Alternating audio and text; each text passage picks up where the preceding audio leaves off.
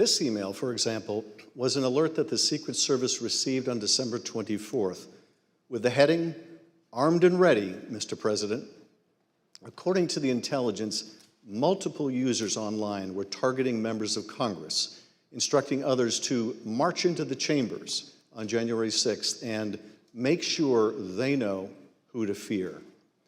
In this report, received on December 26th, a Secret Service field office relayed a tip that had been received by the FBI. According to the source of the tip, the Proud Boys plan to march armed into D.C. They think that they will have a large enough group to march into D.C. armed, the source reported, and will outnumber the police so they can't be stopped. The source went on to say, their plan is to literally kill people. Please take this tip seriously and investigate further. The source also made clear that the Proud Boys had detailed their plans on multiple websites, like the Donald.win. Let's pause here.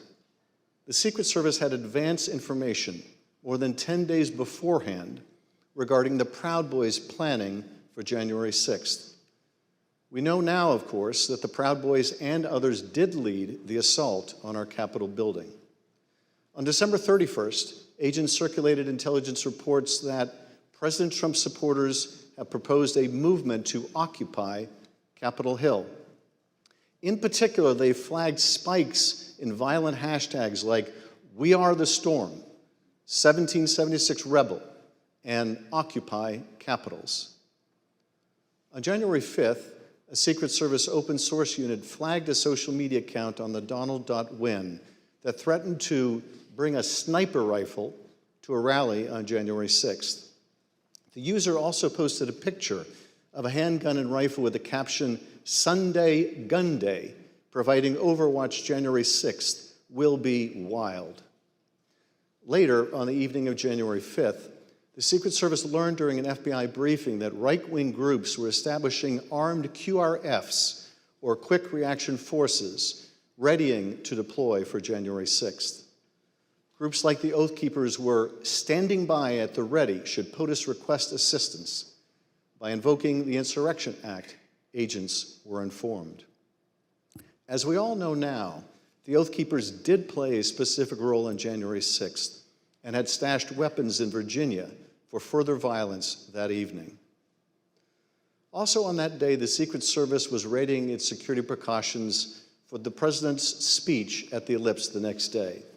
A Secret Service deputy chief instructed agents to add certain objects to the list of items that would be prohibited at the rally site, including ballistic vests, tactical vests, armored or not, and ballistic helmets.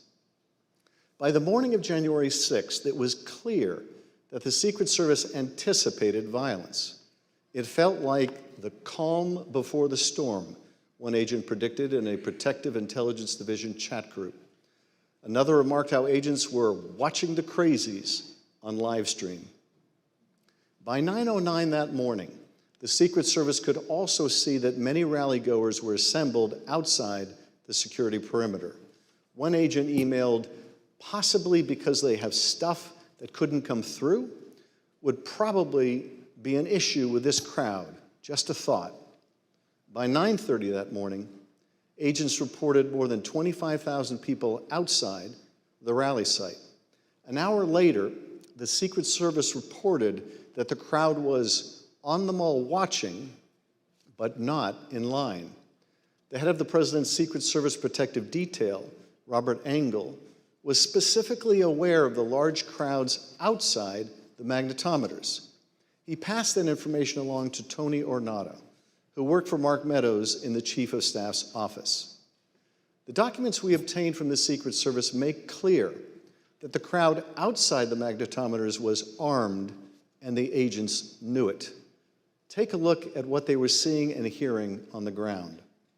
One report from the rally site at 7:58 a.m. said, some members of the crowd are wearing ballistic helmets, body armor, carrying radio equipment, and military-grade backpacks. Another, from 9:30 a.m., said that there were possibly OC spray, meaning pepper spray, and or plastic riot shields. At 11:23 a.m., agents also reported possible armed individuals, one with a Glock, one with a rifle. Over the next hour, agents reported possible man with a gun reported, confirmed pistol on hip located in a tree, and one detained at 14th and I Street Northwest. Individual had an assault rifle on his person. Minutes before President Trump began his speech, members of the Federal Protective Service, an agency tasked with protecting federal buildings, were alerted about an arrest of a protester with a gun on his waistband. And during the speech, the weapons-related arrests continued. At 12:13 p.m., United States Park Police arrested a man with a rifle in front of the World War II memorial. These agents remarked on the number of weapons that had been seized that day, speculating that the situation could get worse. With so many weapons found so far, you wonder how many are unknown, one agent wrote at 12:36 p.m. Could be sporty after dark. At 12:47 p.m., another agent responded, no doubt.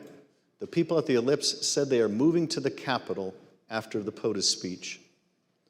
As the documents we received make clear, the Secret Service was aware of weapons possessed by those gathered at rallies in D.C. as early as the evening before. Take this document, for instance, which details multiple arrests in the crowds demonstrating on January 5th. Those arrests were for weapons offenses, handguns, high-capacity feeding devices, ammunition,